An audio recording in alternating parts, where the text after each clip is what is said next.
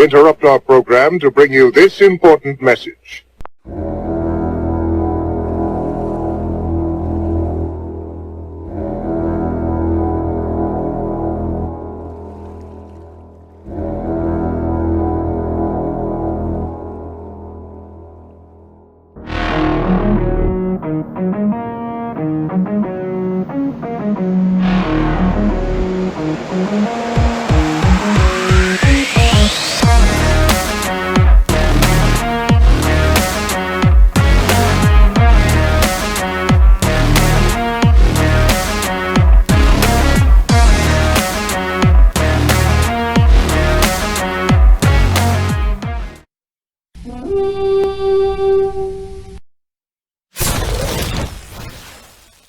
Hey, everybody. Episode 44 of Vikings Uncensored coming at you. The Spin Doctor episode. The great Chuck Foreman. Also Leroy Horde and a few other players. Got a little bit of news to go over tonight, and then we'll kind of dive into the latest in the GM and coaching searches. Kind of go through we've officially had a list for both out now since we talked last week, so we're going to go through that. Yep. Talk about the ones that have already interviewed and that kind of stuff. Then, of course, later on, we got a couple of questions from our buddy Drew Bunting that he wanted us to tackle, so we're going to take care of those after a bit, and then we will pick and prognosticate the division round games as well. So with that, we'll get rolling here. The big thing on the news that we just kind of wanted to touch on, and I know we said last week we're going to stop talking about Zimmer. After this, we'll stop talking about Zimmer. But there's a story that came out in the Star Tribune, I think it was Saturday or Sunday, one of the two, from Ben Gessling, that kind of gave pulled back the curtain, I guess, so to speak, on some of the stuff that's been going on in the behind the scenes of the Mike Zimmer, Rick Spielman regime down in Egan. I mean, we're realizing as stuff comes out, a lot of us figured there was, bad blood. I didn't realize it was this bad. No, that's the thing. I don't think anybody realized it was this bad, but it started out, I believe it was after the season in 2015. Mike Zimmer went to his old buddy Hugh Jackson to have him teach him about offense so he could go be more in control of things. Right. Well, then in 2016, of course, we had Norv Turner as the offensive coordinator, guy that's been calling offense forever. Mm-hmm. Right.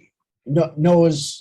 You could say Norv is like Zimmer when it comes to offense.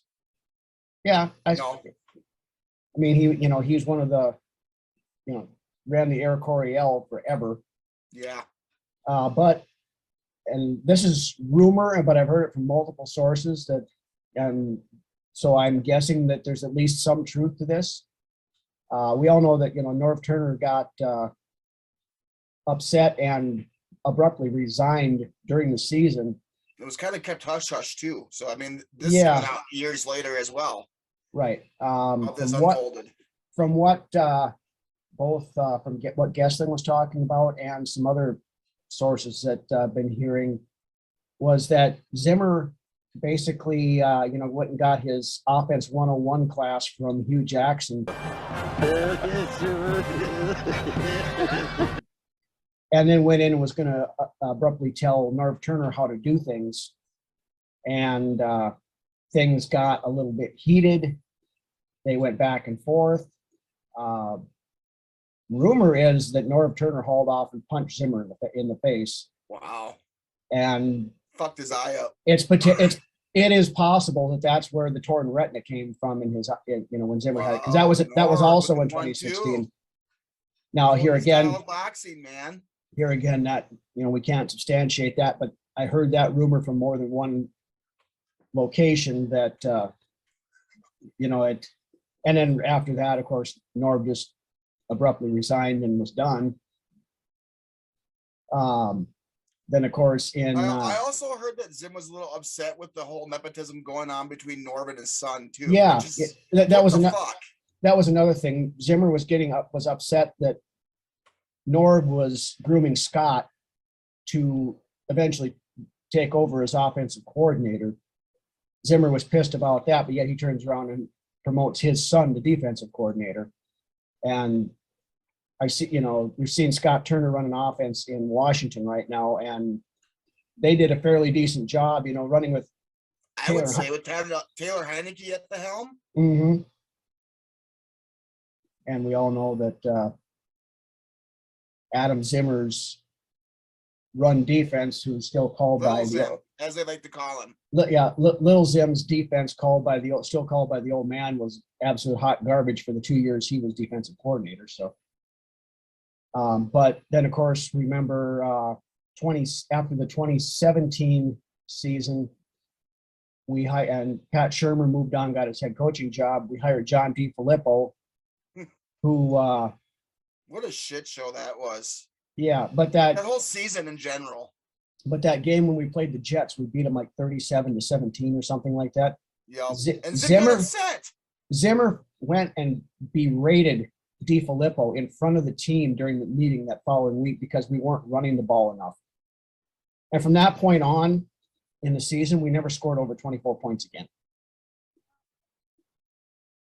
It's maddening, man. Yeah. There was all these mandates and stuff.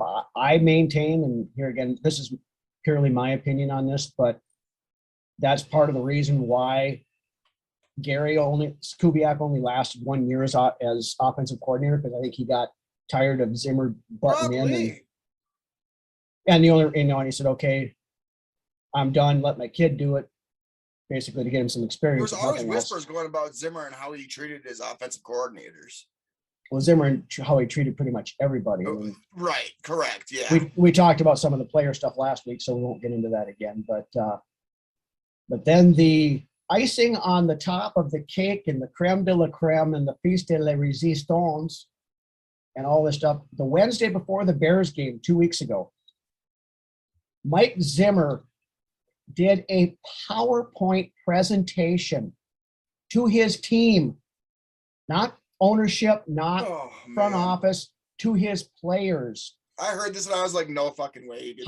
Highlighting all of the bad stuff that has happened to him since he started coaching here, the Adrian Peterson suspension, his eye, COVID, Teddy's knee getting blown up by an IED. Let me get my Kleenex box out here, man. Yeah, I mean, he played the world's tiniest little violin for you there. I mean,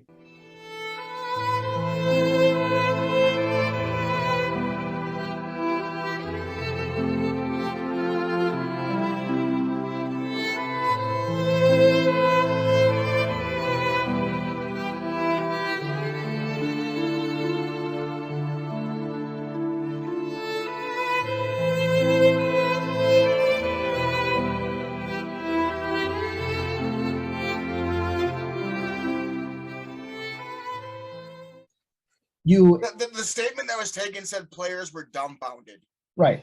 I mean, you go in there, you're trying to get dumbfounded. Try to get sympathy from the guys that you throw under the bus on a regular basis whenever it suits your fancy. If I was a player and I seen that, I'd be like, is this guy fucking serious? Is this guy serious right now? Yeah. I'm being punked.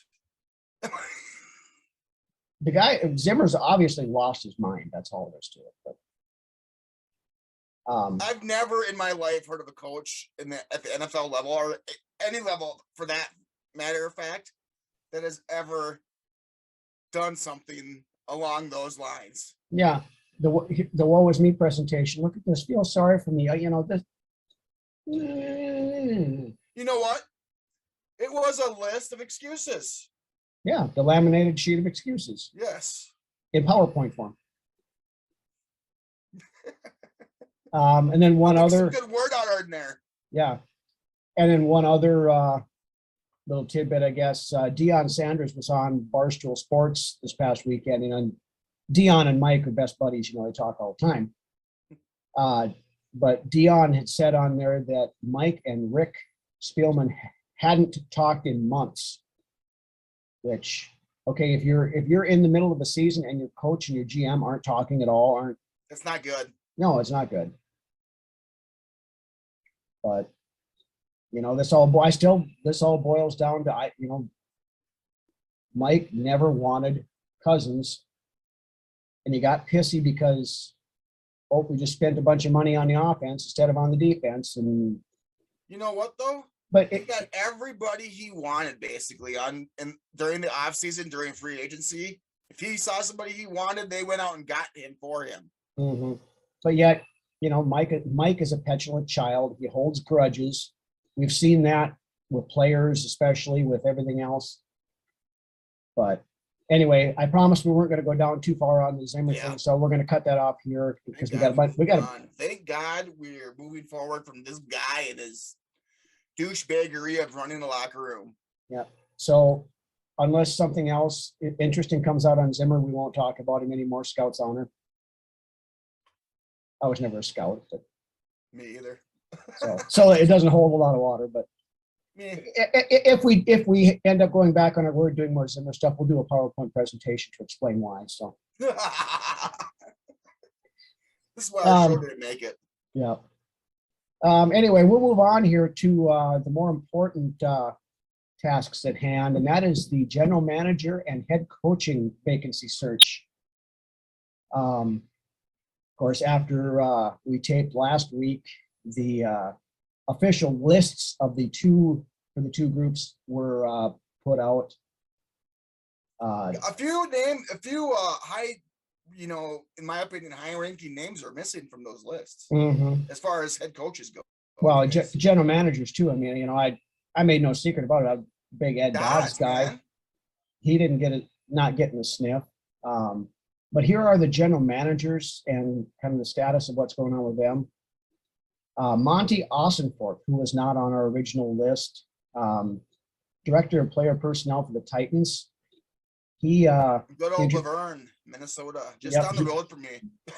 He's quote unquote one of us, so he's got the local tie kind of. Yeah. He interviewed with the team on Saturday. He's been there a few years. He's helped build the Titans up to respectability between him and experience Vrabel. With the Patriots as well. Yep. So he's on the list. Then on Monday, they interviewed 3 candidates. First off was John Spytek, the VP of Player Personnel from the Bucks. Yep. Now, he was one of the guys we talked about last week as being a potential candidate. The second one was Kwesi Adolfo-Mensah, the Cleveland, the young analytics guy from the Browns. Yep. He interviewed on Monday. Now, one thing I did hear, I was listening to Mackey and Judd on, I believe it was Tuesday, that Kwesi has a bit of a relationship with the Vikings' current VP of Player Personnel, Jamal Stevenson. So there's a little bit of a tie there. That's always a plus. Mm-hmm. Then probably the most surprising one, the first woman candidate to ever interview for a general manager's job, also on Monday, Catherine Raish, I believe is how you pronounce her last name. I believe so. She's 33 years old. She's worked in the XFL. She's worked in the CFL. Right. And now she is the, again, high up, like VP of Player Personnel. Or she's really climbed the ranks fast. Yeah, and that's the impressive thing about her, and what really intrigues me about this possible candidate is for her to get as high as she is, as young as she is, and as fast as she is in the good old boy network. Right. Where you've got the old rich white guys running everything, and now you've got this young 33-year-old woman who is mixing it up in a very high level spot in the personnel department for the Eagles. Right. So that's impressive, and I'm intrigued by what she brings to the table. Then on Tuesday we had 2 more interviews. First one was Brandon Brown. Another one from the Eagles in the personnel department. This next one kind of hit that ball out of the park, from what I'm being told. Yep. Ryan Poles, director of player personnel from the Chiefs. Now, everything out that I've seen, you know, when these people come in and do the interviews, you know, the Vikings put up their little business card type deal. You know, this person's been here to interview for this. But saw an additional tweet went out that the Vikings were very impressed with Ryan Poles' interview. So as it sits right now, if you believe rumors and that kind of stuff, he's probably the front runner. Yeah. I know he's also a finalist for the Giants job. They're bringing him in on second interview on Wednesday, I believe. So we'll see on there. Then there's two other ones that are interviewing or will have interviewed on Thursday. Again, we're recording Wednesday night here, but Browns VP of Player Personnel, Glenn Cook. Another one that wasn't on the list. The interviews on Thursday, and then Elliot Wool, front office consultant of the Pats, right, and of course, son of the great Ron Wool that from Green Bay. He will interview on Thursday as well. So, wouldn't surprise me one bit to see at the very least by the weekend, probably down to like three to four finalists, and then by the time we record next week, I would venture to guess that we'll probably have a GM in place by then, or at least it be announced. Yeah. I know one thing I keep hearing on various Viking social media pages and things like that is, you know, people throwing a fit because we're interviewing two people from the Eagles organization that, they picked Jalen Reagor over Justin Jefferson. Why would we want them in here? And so you know what? He might not have been as high. Well, no, I did a little bit of research and actually was having a conversation with a very well-respected former beat writer of the Vikings, who I won't name, but what the sound of it was, and from hearing from him and from other sources as well, is that the personnel department, which would include Catherine Reich and Brandon Brown, actually had Justin Jefferson ranked higher on the board than they did Reagor, but GM Howie Roseman and Doug Peterson but Roseman and Peterson overruled the scouting department and took Reagor because Peterson wanted Reagor, so they took Reagor instead. Right. The final say came down to Roseman and Peterson. So right. So if any people out there watching are against bringing somebody from the Eagles because of the whole Reagor thing, that should eliminate Doug Peterson from your coaching wish list. But beyond that, like I said, that's pretty much everybody that they have brought in. Like I said, there was no Ed Dodds, which kind of surprised me. Now he's more of an old school type guy, and the feeling I'm getting from a lot of the stuff from what Wilf's looking at is they're trying to do the more new agey, young, innovative type stuff, which is fine, and that's probably the reason why they're not bringing Dodds in, or Dodds didn't. You know, they may have asked and he declined. I don't know. But you know, in the NFL, as far as coaching goes, 40 is pretty young. You know what I mean? So I mean, young as in, I would say 45 or below. Yeah, and all of these GM candidates, I think the oldest one's 43. Right. So definitely a youth movement going on for some of this. Now, again, it's going to boil down to, do they want an analytics guy? Do they want more of a business type person, and they'll let the scouting department do more for the personnel type stuff? Mm-hmm. You know, what do they want? Do they want more of an old school approach? You know, the Ryan Poles thing, like I said, he seems like he's the front runner right now.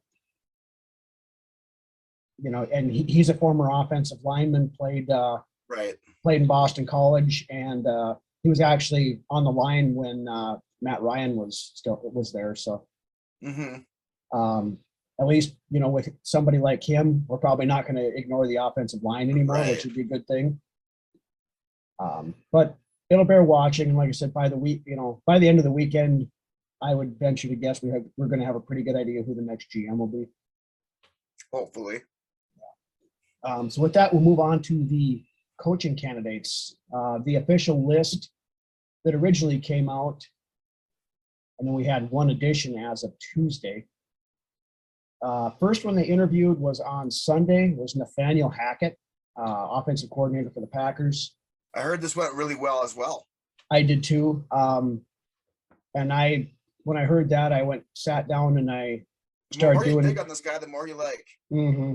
Started digging. He's a real positive guy. He's a fun guy. He seems like he can really relate to the players and be a good leader. Sports Illustrated did a really nice article on him. If you go check out our Facebook page, I believe it's linked there. I think I put it on there earlier in the week. So check that out. It's worth the read.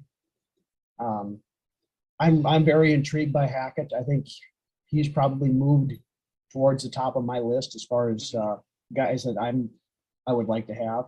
He's got a lot of positives, on his resume. So yep. Look what he did with Bortles. I mean, come on. Yeah, he took Blake freaking Bortles to the AFC Championship game and with came the within Jacksonville Jaguars team too. I mean, Yeah. on top of that, and came with in with 2 plays of beating New England and going to the Super Bowl. The second candidate on the list is hey, and guess what though? Before we move on from Hackett, yeah, Hackett's an offensive guy too, and in that year, I mean, granted, yeah, they had Ramsey, but that Jacksonville defense was nothing to mess with that year either. Mm-hmm. So I'm just gonna throw that out there as well. Yep. And speaking of defense, the next guy on the list is a defensive coordinator. Cowboys defensive coordinator and former Atlanta Falcons head coach Dan Quinn interviewed on Wednesday. Now, myself personally, I'm out on Quinn. I have no interest in him whatsoever. It sounds like Denver really wants him. Yeah. He seems like he may be the favorite to land the Denver gig, which is fine by me. A lot of us really don't want to retread, No, especially one that blows a 27-point lead in the Super Bowl in the fourth quarter too. We've had coaches for the last however long that are very good at blowing leads. We don't need another collapsing. Right. So anyway, he interviewed. Haven't heard anything much about it. So the next one, and I'm not sure when he's coming in. I know that he's on the list. Eagles defensive coordinator Jonathan Gannon. Yep, I seen that too. This one doesn't make a whole lot of sense to me. I mean, he's been defensive coordinator for a year. Now, a big red flag for me is that he was actually here on Mike Zimmer's staff from 2015 to 2017. He was assistant defensive backs coach. So, I mean, he did work with Jerry Gray at that point in time, which, Gray was a quality coordinator, which can only help. Right, but, you take that with a grain of salt or take it for what it's worth. Yeah, but if he's got ties to Mike Zimmer, I don't want anything to do with him personally. That's just me, but. Yeah, it makes sense. Yeah. Now, the next one on the list, this guy generated a ton of buzz on Sunday for all the wrong reasons. Offensive coordinator for the Cowboys, Kellen Moore. Now, he's been the hot topic. Really dropped down some lists after this weekend. Yeah, he's been the hot topic all, leading up to this about the next great thing for head coach and everything else. But then inexplicably calls a quarterback draw at the end of the game when the Cowboys were driving down to try to score the tying touchdown with 14 seconds left to go in the game. Now, part of that, and I saw Coach Cletus McCarthy there, he said, that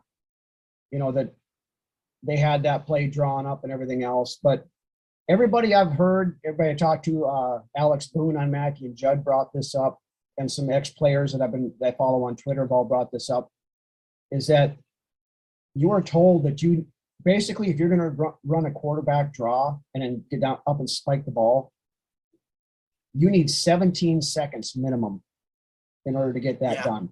They had 14. But McCarthy's excuse is, well, I figured they were going to put more time back on the clock when they did the review on it. Now, as a head coach, you don't ever assume anything. No. Especially at the end of a game. Come on, man. Yeah, but McCarthy is one whose time management skills might actually be worse than Zimmer's. I mean, that was part of the reason why they got rid of him in Green Bay, was because he did stupid crap like this. Yeah. But Now I know I've heard a lot of people on social media, say, "Oh, Kellen Moore is out. That's that after he did that stupid crap. We can't, we're not going to hire him." Nah, you still give him a look. You can't base your entire thought process on a coach by one play. Right. Now, that would be one of the first questions I asked him during the interview, is just what exactly was the plan and what the hell were you doing there? What was going through your mind in that situation? Mm-hmm. Why did you do that? And let him explain himself out, and maybe he's got a perfectly valid response for as to why. Mm-hmm. Whether it was, no, McCarthy said to run this, so we ran it, whatever. But it does raise some question marks about, big game spots and things like that and how they handle them. Then the next one, this is a Friday interview, so by the time you guys see the show on Friday night, he will have interviewed Rams offensive coordinator Kevin O'Connell. And of course, offensive coordinator under Sean McVay, so he doesn't call plays in Los Angeles. He did call plays when he was in Washington. Yeah. He was stuck with the likes of Dwayne Haskins and a couple of no-name reach-out quarterbacks when he was there, but he does also have some experience with Kirk, if that means anything. He was quarterbacks coach for Cousins under the Shanahans for, I believe, a year in Washington. Then this entry here was kind of a surprise. Hadn't heard anything about the buzz at all, but 49ers defensive coordinator DeMeco Ryans, former linebacker. I think this is intriguing to me. It is to me as well. I went back and I watched some of the, I had some mic'd up things and some stuff about with DeMeco Ryans in practice with his guys and doing some press conferences and things like that. And I kind of like what I heard from the guy. I was a big fan of his as a player. Yeah, I was too. And that's like our buddy Drew and I were talking the other day, and he made the comment that DeMeco Ryans would still be the second best linebacker on this team right now. He's not that far removed from playing. You know what though? What's that? He's only got he's got the 1 year under his belt now as defensive coordinator. Mm-hmm. You know who else said? Now I'm not going to go ahead and make comparisons here, but there's another person that was a defensive coordinator once upon a time that had 1 year under his belt and then went on to coach for Pittsburgh for the next 18 years, is it now? 15. 15, yeah. But has never had a losing season in 15 years, yeah. And that's kind of Mike Tomlin, by the way. Right. But DeMeco Ryans is intriguing to me as well. I forgot one. Todd Bowles, of course, also, who we mentioned before, is interviewing. Interesting comment from our buddy Aaron Henderson on this one. Right. He made a comment on Twitter that if we had Todd Bowles, he'll burn the whole place down. Yeah, not being one to start a commotion, but if the Vikings hire Todd Bowles, I'm going to burn this place down. He said, as the as far as going on a Twitter rant. Asked him about it, and he basically said he respects Bowles as a defensive coordinator. He said, but if you had him in as a head coach, it's going to be Mike Zimmer 2.0. Yeah.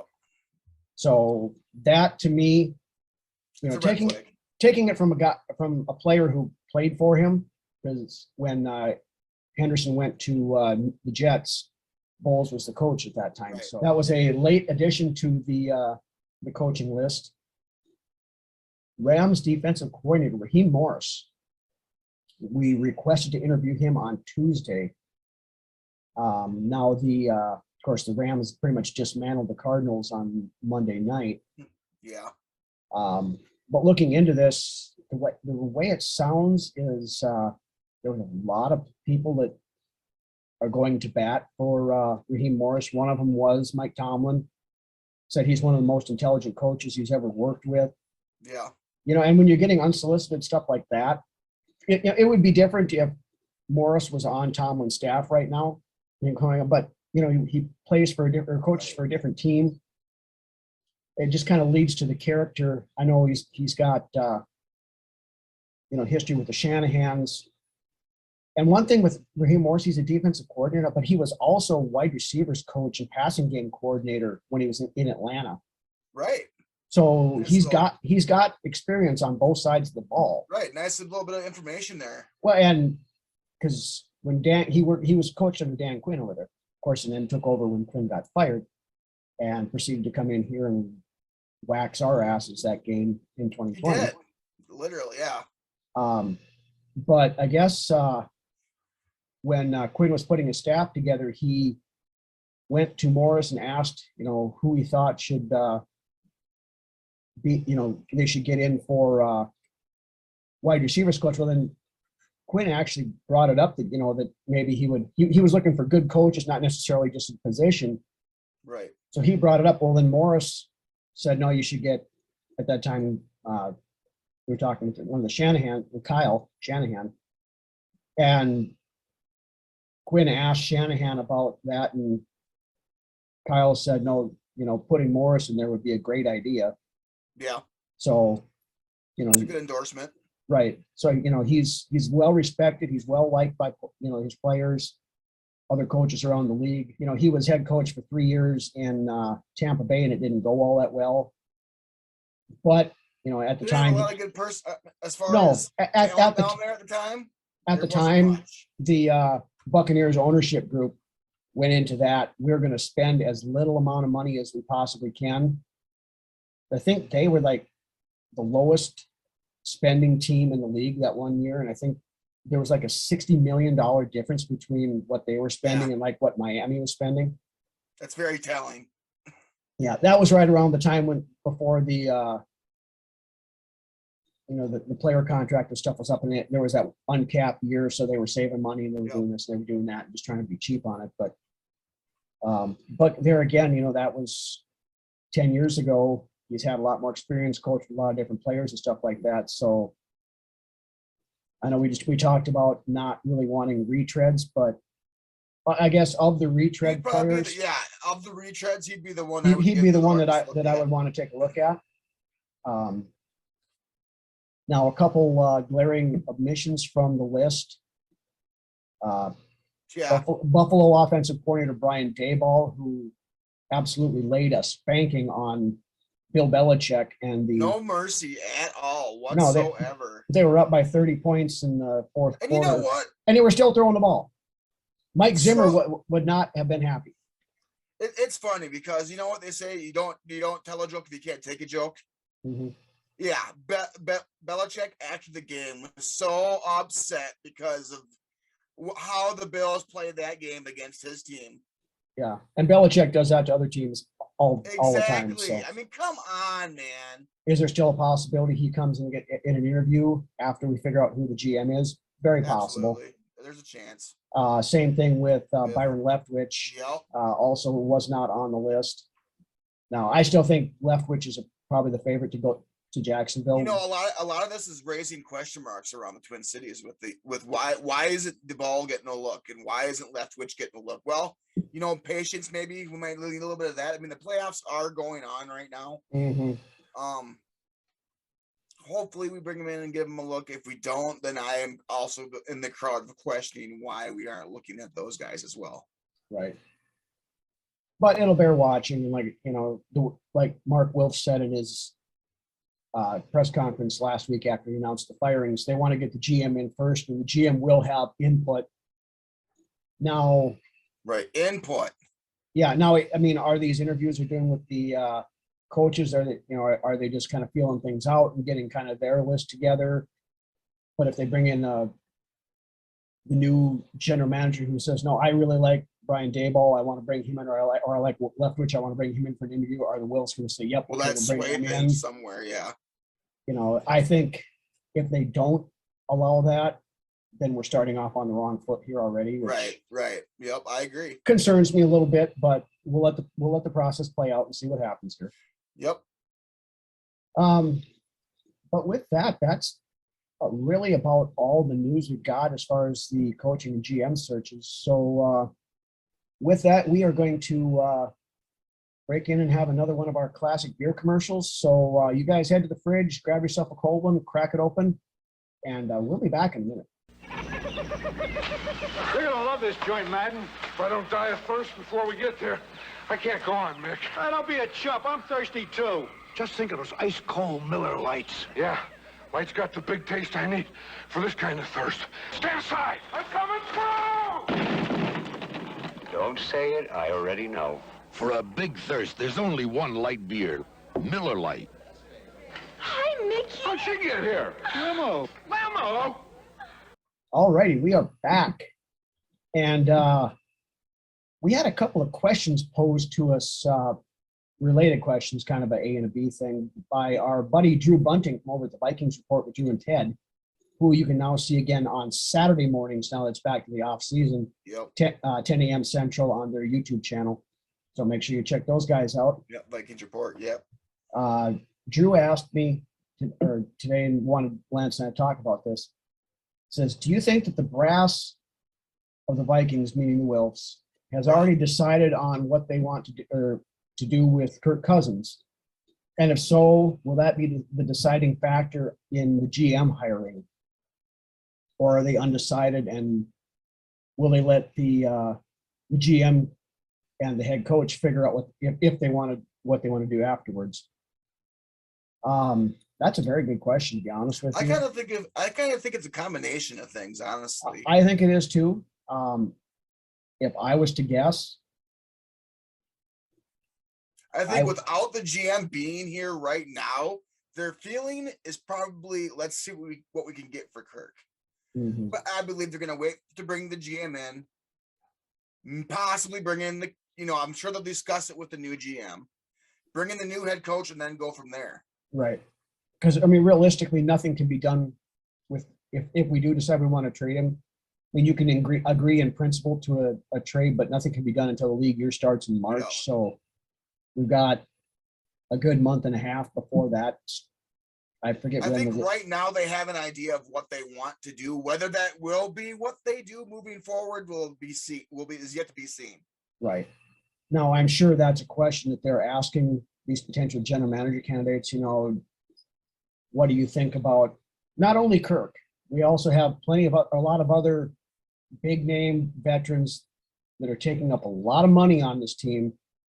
They're going to be Obviously, right. But the elephant in the room is, of course, Kirk. It's of Cousins. course Kirk. Yeah, it'll start with Kirk, and then it'll go down. I mean, you've got Harrison The real Smith, ripple effect. you've got Adam Thielen, you've got Kendricks, you've got I Michael can Pierce, guarantee you so on we're and so going to forth. see at least, I would say, 2 to 3 veterans that we wouldn't have thought let go, probably go somewhere else. Mhm. And we'll get into that stuff once the players Later on down the road, with the absolutely. players, once the coach and GM are in place, and we kind of know what their philosophies are going to be and that kind of stuff. But I honestly think the Wills probably. Well, it's hard to say with them because they have a thing where they have a Pretty fear of. close to they hold their information pretty close to the cup or whatever they. Yeah, but they have a fear of being a train wreck team. So are they worried? Okay, if we get rid of Kirk, that we're gonna end up being 4-13 or 5-12 or whatever next year. It's possible, but I also don't, because you can't let Kirk play under the $45 million cap hit next year. You just can't, because you're going to be drafting players from Right. 7-Eleven State. Looking at signing, I mean, come on. I mean, Cam Dantzler's our only corner on the roster after the new league year begins. Yeah. So I honestly think they'll try to move him. I don't think that's going to be a deciding factor in the general manager search, and I find it real hard to believe, honestly, that a new coach and a new GM are going to come in here and say, we can work with Kirk and we're going to, because Right. Let's keep Rick's dream alive. It's a twofold problem here. One, you would have to extend Kirk out another couple of years to lower that cap hit. Because And are basically what you're doing are you doing what Rick would have done when he was here anyways? Then? Right. Yeah. You're tying your horse to the same wagon that, or Rick and Mike, their jobs to an extent, but here again, Cousins Crusaders, Kyrgyzstan Army, don't come hate on us about this, because here again, it's not only Kirk. Rick had a real bad habit of top loading contracts to some of these big name players too late in their career, and now we're when stuck. they should have been let bar when they should have been let go and just let walk. Right. So yeah, I don't think it's a determining factor. Like I said, though, back to the other part. The second part of it is Cousins is going to want to restructure. Now, before the 2021 season, they approached him about it, and he said, "Nope, I'm good." Right. So, and I really doubt that he's had a change of heart since then. Now, if we get in a coach and general manager that he really likes, say a Kevin O'Connell or something like that, might change and might make him more willing to do that. I know I've seen some people talk. I think the only way you lessen that cap hit is if you offer to extend him. And I mean, you would have to. Yeah, I mean, and I've seen people put on, well, we'll just put it in voidable years and whatever all else. But the problem is, Rick made the mistake initially, and it's going to be real hard with Kirk to go away from that now, is that almost all of the money in Kirk's contracts have been guaranteed. It's not right like a lot of these contracts where it's a 4-year, $97 million contract, but only $23 million of it's guaranteed kind of thing. 99% of Kirk's cap hit and his salary is all guaranteed. Isn't this a second contract? This is a second. Well, yeah, because we had him for the first 3, then we extended him. But was the extension the guaranteed amount of money? It was. Well, and that's how the 2022 contract became fully guaranteed at the 3rd day of the league year 2021. Okay. So that's why his cap hit is $45 million if he stays here under that. If we trade him, we could clear up to $35 million in cap. We'd still be stuck with the $10 million in dead money from bonuses, but a lot can happen. Yeah. A lot can happen between now and draft time. And this year probably is a pretty good year if we want to try. A lot of stuff is going to happen. If we want to try to move him, I think it's a good year to do it. Yeah, because I believe so too. Because the draft class isn't very heavy on big game quarterbacks this year. It's not a quote unquote good quarterback class. And remember back when EJ Manuel got drafted? Yeah, it's kind of like that. Yeah, but you're looking at Pittsburgh is going to be looking for a quarterback. Now they've been linked quite a bit to Cousins in the last week or two. Carolina, I've heard rumblings. Carolina is a possibility. Denver's Denver. another possibility. Even New Orleans is a possibility, I've heard. Now, New Orleans cap is in cap hell, so I find it real hard to believe that they would be able to make it work. But right. And then also I've heard Cleveland. Wow. If they're not sold on Baker Mayfield, they don't have to give Baker or did they pick up Baker's option? I don't remember. But either way, but Baker's not on a huge deal, so they can move on. Still on his rookie contract, right? Right. So, I mean, that bears watching. Like I said, it's the Wilfs are a really hard read because of the, like we've all said, that they're scared of being bad, kind of a thing. Now, when Mark Wilf came out and said good enough is no longer good enough, we want to be contending for championships and winning Super Bowls, maybe that's a turn of the page and kind of a deal. I mean, deep down, I think the Wilfs would like to move on from Kirk. Well, yeah, I think Kirk was all in all was one man's dream. Yeah. And I believe that man is obviously Rick Spielman. Yeah, Rick Spielman that was his creation, and he's the one that pounded the table so hard for Kirk to come here. Right.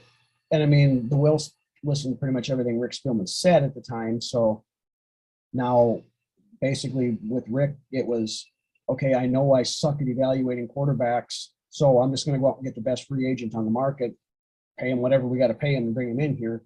Yep. And I'm never like a Drew Brees scenario. Yeah, and I'm not going to fault the Vikings for bringing Kirk in 2018. We all knew what we were dipping our feet into when we went down that road. Yeah, but you can argue it was the right move at the time, and I'm not going to argue against that. The part I'm going to argue against is when they extended him last year. Should have never happened. No, you could have walked away from him, been done with it. But You here tie him again, with the bar too. You should have let him go. right. But here again, it was all the bad contracts that Spielman signed over his tenure. You can only kick the can down the road so far. To kick the can down the road means to avoid or delay dealing with a problem, especially by using a short-term solution in the hopes that a final solution will become someone else's problem. Exactly. And pretty soon you kick it up against a tree and it's not going to go any further. Well, that's what was happening. Happened? Yeah, that's what was happening because you had Anthony Barr, you've got Harrison Smith, you got Kyle Rudolph, you had Riley Reif, you had all these guys that had big contracts that were all coming due at the same time. So the only thing you could do was go to the guy with the biggest cap number and knock him down. Ask him to restructure. Which he did the one time, but then that got us stuck with him for another, 2 to 3 years. But then, not just Kirk. They had to go and ask other members of the team, Right, to restructure their contracts to make things work as well. Yeah, they restructured Daniil Hunter. They Eric basically Hendricks twice. they basically forced. And Adam Thielen, he restructured his too. Yeah, and they basically forced a restructure on Riley Reif. It was either restructure or we're going to cut you ass. so we could panic move and bring in Yannick Ngakoue for 5 games after Daniil Hunter got hurt. That's got to go down with one of that and the Vedvik trade. And the 4th round pick for Chris Herndon, who had 4 catches this year because on a panic move when Irv Smith went down. That's another thing I'm not going to miss about Rick Spielman is his damn panic moves. Now I don't know what does. Right. So when we had the same amount of talent on the roster already, as far as the tight end goes. Mm-hmm. With the kicker, who knows? With the Yannick, we should have kept Yannick. Why did we even trade him off? I mean, I don't understand that. We shouldn't have got him in the first place because he wasn't any good. Exactly. We should have got him in the first place. Yeah. But we're kind of getting off on a tangent here. Yeah. Now, we'll save the player stuff to later, but Drew did have a part 2 to his question. He said, of the 8 GM candidates right now that have interviewed or will have interviewed, he asked how many of the 8 we think would want Kirk Cousins. So, be the one that comes in and says, I can work with Kirk Cousins. We can make this work. I want him as my quarterback for the next 3 years. Is anybody going to pound the table for that? No. If they do, I think it's kind of a red flag. Lip service would be my opinion. If Yeah. that's the case. Yeah. But if I got a candidate coming in and blowing smoke up my ass because they think that's what I want to hear, I'm sorry, you ain't getting the job. I want you to be honest with me. I want you to be straight, no bullshit.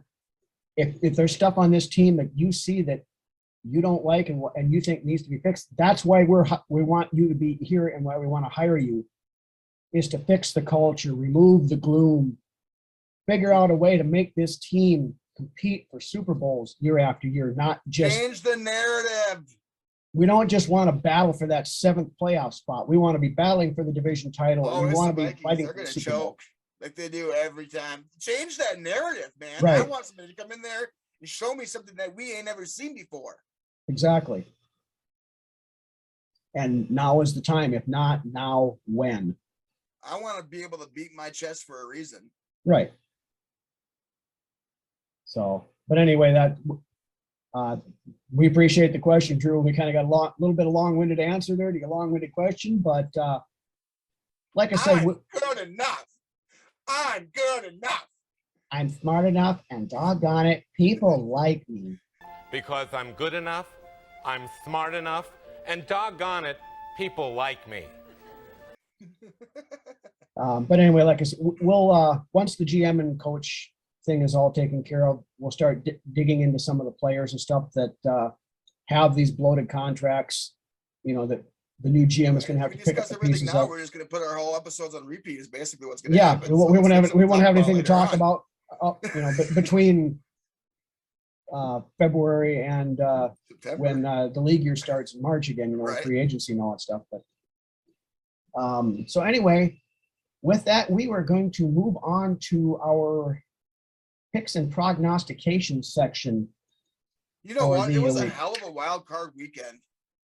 I came away from the weekend satisfied with what I seen as far as enjoyment factor goes. Yeah, well, I mean, And it's, entertainment factor goes. I was entertained for the most part throughout the weekend. I mean, it's football, and like we talked about last week, it's kind of nice sometimes being able to sit back and enjoy football without having a dog in the fight and sitting there chewing on your nails and spitting glass Right. for 3 hours every Sunday.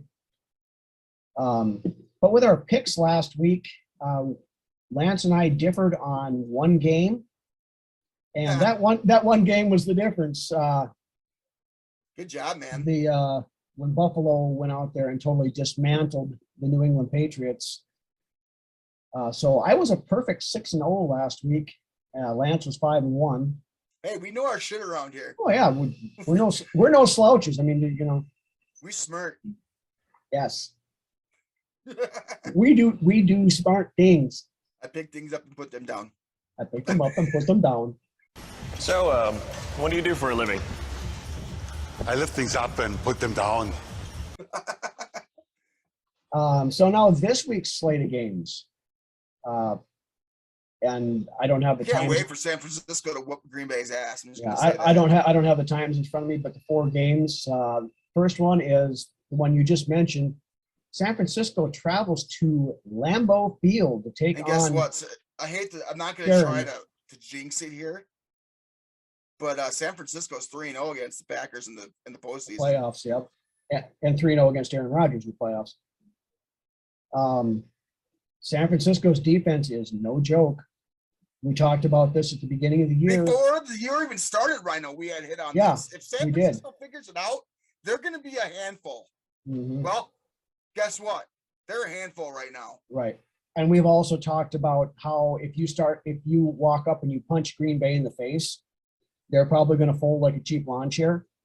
If there's Well, going to be a team to do it, this is going to be the team that Yeah, will do it too. Guess what? That San Francisco 49ers defense is going to walk up and it's going to punch Green Bay in the mouth. Granted, what's his name? Warner from Fred Warner, yeah. yeah, he's kind of dinged up, but I mean, Yeah. at this point in the playoffs, who's not hurting a little bit? Well, and Green Bay sounds like they're getting quite a few of their guys that have been out for a Of good course, part of they the got year the back. week off. They earned that bye. But Jair Alexander, he might play this week. Zadarius Smith might play this week. Bakhtiari might play this week. So Green Bay is probably going to be as close to full strength as they've been since the season started. I mean, I expect it to be a good game. It should be. If they start trying to get into a shootout, then I think San Francisco's in trouble. But you know what? This is almost exactly a mirror image of the last time these guys faced in the playoffs, faced each other in the playoffs. It's almost the same teams. Yeah. And in that case, and it was even in Green Bay too.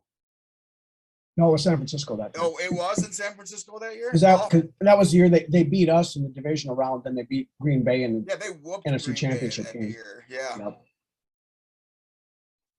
So yeah, with me, I'm going San Francisco on this one as well. Yeah. Yep. I'm going San Francisco as well. Okay. Then the next game, this one could potentially have 70 freaking points put up. Buffalo Bills travel to Arrowhead Stadium to face Kansas City. Another good game. Yep. Now, the first quarter of that Kansas City game last week. Right. Pittsburgh was making it a game for a little bit. Right. Then. And but then Kansas City remembered, oh, hey, we're the Chiefs. And then, Yeah, then the tidal wave came in. Yep. Then versus Buffalo, who coincidentally went into Arrowhead earlier in the season and beat Kansas City. Right. And these teams are fairly comparable to one another, Mhm. honestly. But you look at what Buffalo did to New England last week, just the last 2 games. Buffalo's getting hot at the right time. Right. But the last 2 games, Buffalo versus New England, they've scored, I think it's 20 drives or whatever it was, and no punts. Yeah. No punts at all last game. Touchdown, No. touchdown. Th- Victory this formation, done. this was the first time, I think, in regular season or postseason that they didn't kick a field goal, they didn't punt, or have a turnover. In league history, no team's ever done that before. Wow. So that was impressive. And there again, why aren't we talking to Daboll? Yep.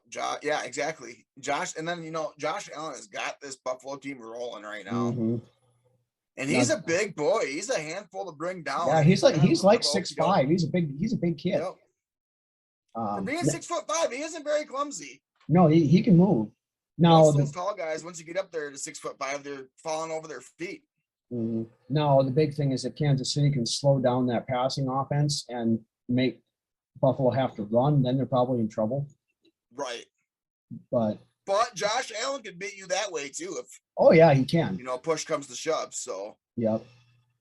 But for me, here again, I picked Buffalo to go to the Super Bowl before the season started. I picked them again a couple weeks ago. I'm sticking with that. I think it's going to be a tight game, but I think Buffalo's going to squeeze one out here. Now, is this in Buffalo? No, it's in Kansas City, which makes it tougher, but that might swing the pendulum to Kansas City's way for me. Hell with it. I want Buffalo to win this game, but I'm going to go with Kansas City. Okay. And it very easily could go either way. Right. Like I said, I want Buffalo to win, but I believe just for the fact that it's in the Sea of Red, that Kansas City might take this one. And I brought that up a couple weeks ago too, that if Buffalo had to go into Kansas City, it could be more difficult. But Buffalo's my pick for the Super Bowl. I'm going to stick with them. So then the third game is the Los Angeles Rams traveling to Tampa Bay to take on Tom Brady and the Bucs. And the Rams are looking good too now. The Rams, the last game, this wild card weekend, they looked like they should have looked all year, honestly. Mm-hmm. So well, they're getting Cam Akers back too. Their big name running back who's been out most of the year, so that's going to help them. Sony Michel's been doing a pretty good job running the ball, and then of course you've got Cooper Kupp and OBJ and Tyler Higbee and Van Jefferson. So, there's no shortage of weapons. Right. Brady and company looked good last weekend, though, too. Yeah, they did. This has the potential to maybe be the best game of the weekend, I think. Mm-hmm. All four of these games should be really good games, I think. Right. Well, yeah. Honestly, it's the playoffs. Come on, man. Yeah, absolutely. Right. Who you got going here? I'm going to go with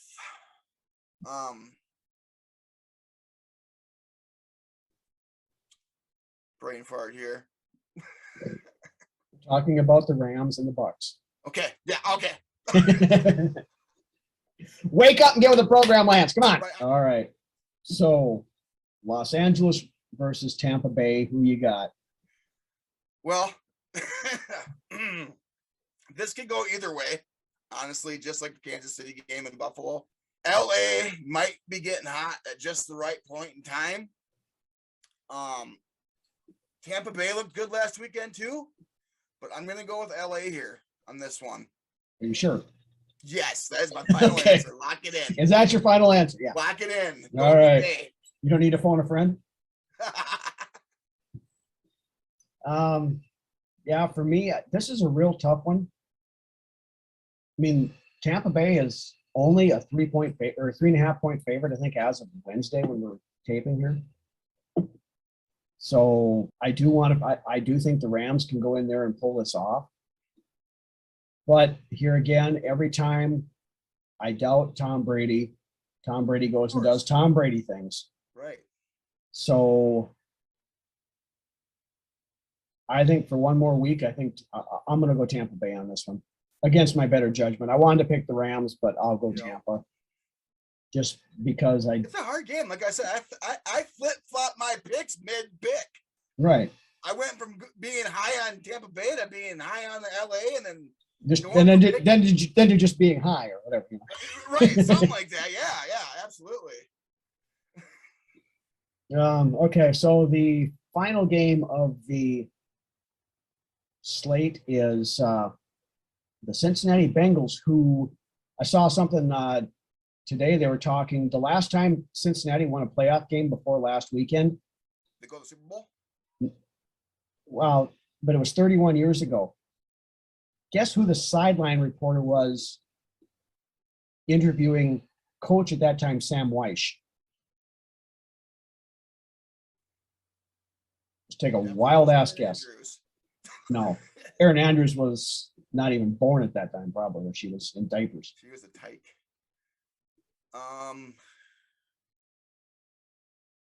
O.J. Simpson. Boom. Really? Yeah.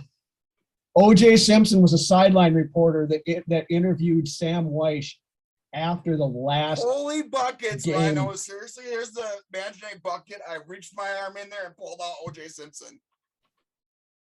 I go from being dumb to being an absolute genius within a matter of 5 minutes.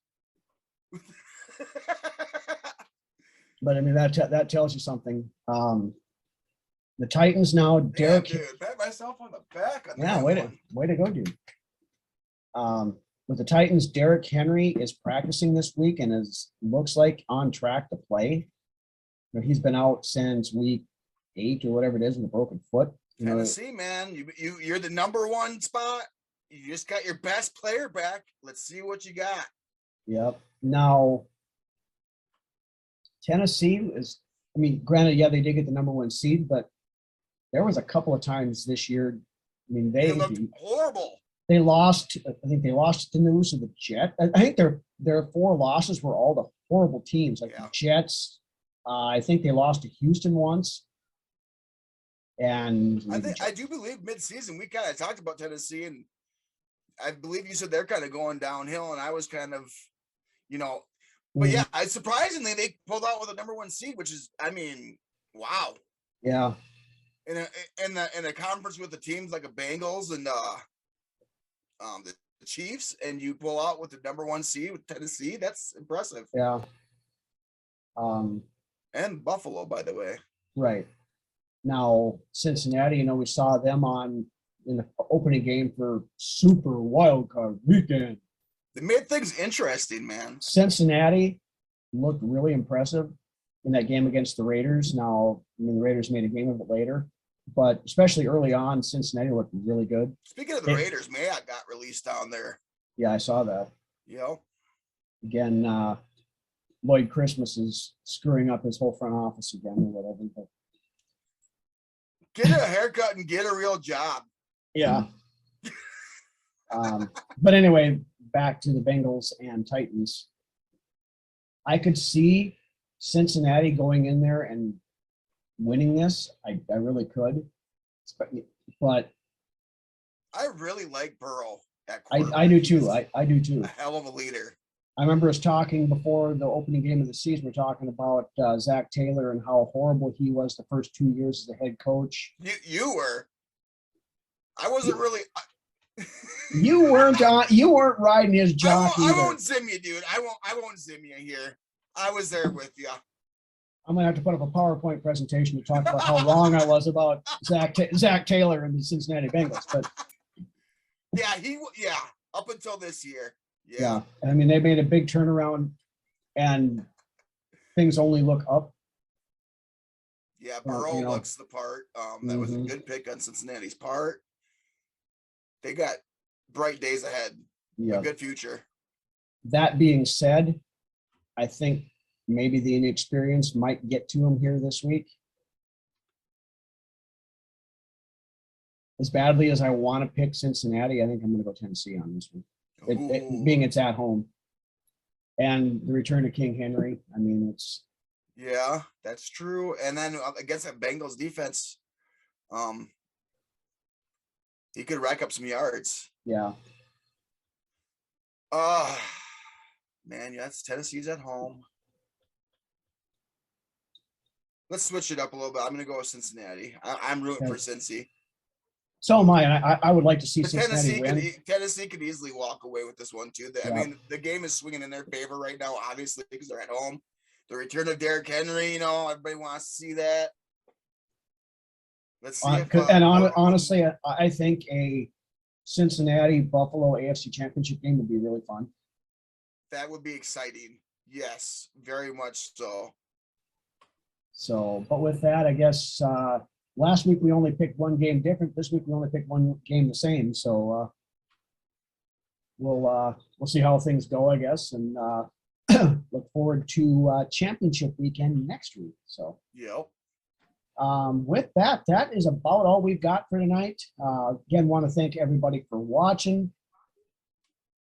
for liking the channel, subscribing, checking out our audio podcast. We're getting a lot of traffic on that. You can find that on all your standard podcast channels or on our Facebook page. Go to the podcast tab and all the audio casts are right there. So you can take us with you wherever you go. If you need something to listen to in a car ride, road tripping somewhere, things like that. We should get some action figures of us made. Well, let's not get carried away on that yet. But again, thank you everybody who takes part in the live chats that we do for the premieres of the episodes on Friday night. We really love interacting with you guys. Tell your friends, tell your relatives, Keep spreading the word. everybody else, spread the word. Vikings Uncensored is here. We're not going anywhere. Bigger and better things coming for the team, bigger and better things coming for us. We're like that cool underground podcast that you just heard about, that you want to tell all your friends about. Yeah. The first rule of Vikings Uncensored is you do talk about Vikings Uncensored. That's to right. Everybody. That's right. But with that, again, thank you everybody for watching. Why don't you take us out of here, Lance? Man, I ain't got much to say this week. Thanks you guys for showing up. I'm really interested, as I'm sure you all are, about who our next GM and head coach is gonna be. Let's get this ball rolling. Let's do it the right way. I'm excited for the divisional round this weekend. Let's hope it repeats like what wild card weekend was. And with that being said, we'll see you next Friday, folks. And Skol. Have a good weekend, guys.